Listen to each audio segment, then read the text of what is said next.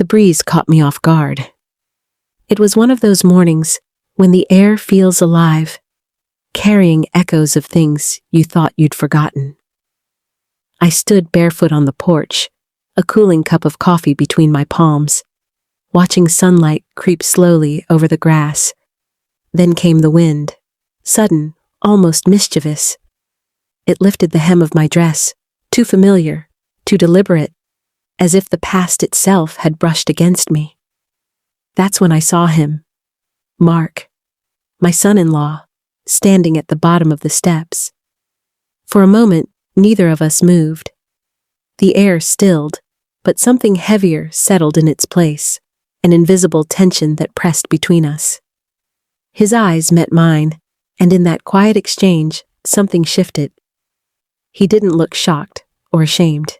It was something else. A recognition that shouldn't have existed between us, but did. One glance, and suddenly the line between memory and desire felt dangerously thin. Before I go further, I just want to thank all of you who listen, who feel, who stay. You are the reason these stories breathe. And this one still haunts me. So stay with me till the end, because what happened next, I never could have imagined. My name is Lorraine. I'm 60.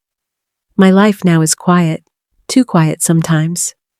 My little white house sits just outside Savannah, walls filled with photographs of a family that has drifted like sand through open fingers.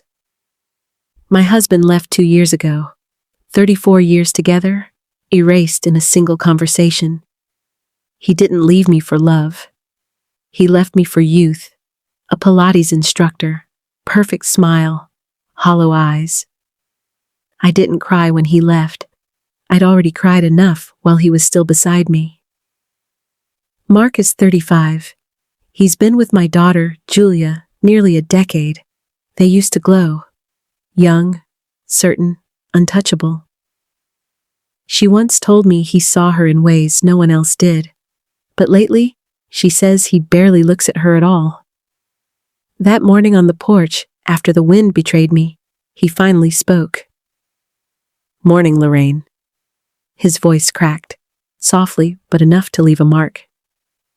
"You're early," I said, though I had no idea why he was there. He smiled, uncertain. "Julia said you needed someone to check the gutters." A lie. Julia hadn't mentioned him. I hadn't asked. I should have closed the door, should have protected what was left of my peace. But instead, I stepped aside. "Come in," I whispered. That night, I couldn't stop thinking about him, not because of what happened, but because of what didn't.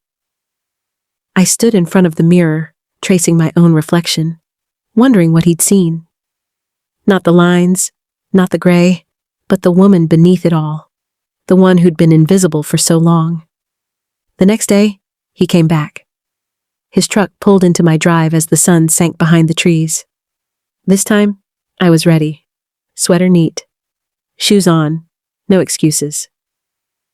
"Still worried about the gutters?" I teased. He smiled faintly.